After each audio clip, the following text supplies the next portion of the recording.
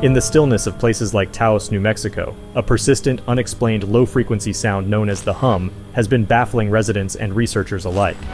Described as a distant, rumbling hum, this phenomenon is not just limited to Taos but reported worldwide, yet remains unheard by the majority. Despite numerous investigations, the source of this elusive hum has evaded explanation. Is it industrial, geological, or something more mysterious? From New Mexico to Scotland, the reports are widespread, yet conclusive evidence or a universal cause remains just out of reach. The Taos Hum, a subtle yet persistent whisper in our world, continues to intrigue and perplex, a mystery sound with no apparent source.